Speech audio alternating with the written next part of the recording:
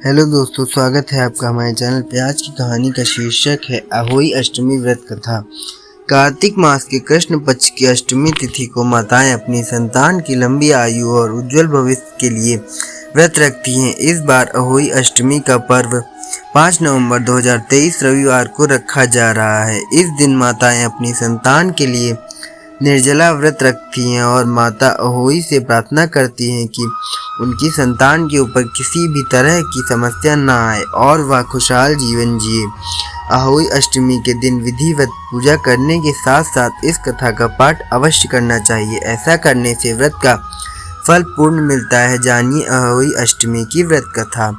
एक समय एक नगर में एक साहूकार रहता था। उसके 7 बेटे बहुए और एक बेटी थी। दीपावली से कुछ दिन पहले उसकी बेटी अपनी भाभीओं संग घर की लिपाई के लिए जंगल में साफ मिट्टी लेने गई। जंगल में मिट्टी निकालते वक्त खुरपी से एक स्याहू का बच्चा मर गया। इस घटना में दुखी होकर स्याहू की माता ने साहूकार की बेटी को भी मां न बनने का शाप दे दिया। उस शाप के प्रभाव से साहूकार की बेटी का कोख बंद गया। इस शाप से साहूकार की बेटी दुखी हो गई। उसने अपनी भाभीओं से कहा कि उनमें से कोई भी एक भाभी अपनी कोख बांध ले। ननद की बात सुनकर सबसे छोटी भाभी तैयार हो गई।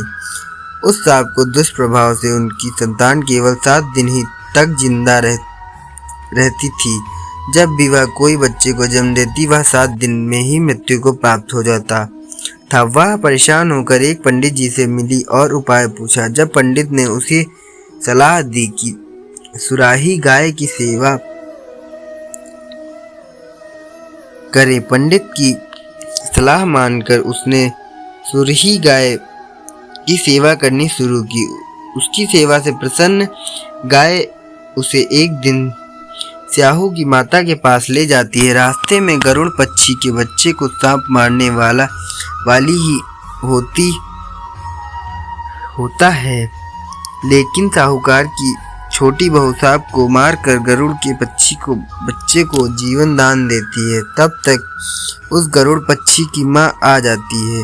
वहीं पूरी उस घटना सुनने के बाद उससे प्रभावित होती है और उसे स्याहू की माता के पास ले जाती है। स्याहू की माता जब साहूकार की छोटी बहू की परोपकार और स्वभाव बातें सुनती है तो प्रसन्न होती है। फिर उसे 7 संतान की माता होने का आशीर्वाद देती है। आशीर्वाद के प्रभाव से साहूकार की छोटी बहू को 7 बेटे होते हैं, जिससे उसकी 7 बहुएं होती हैं। उसका परिवार बड़ा और भरा पूरा होता है।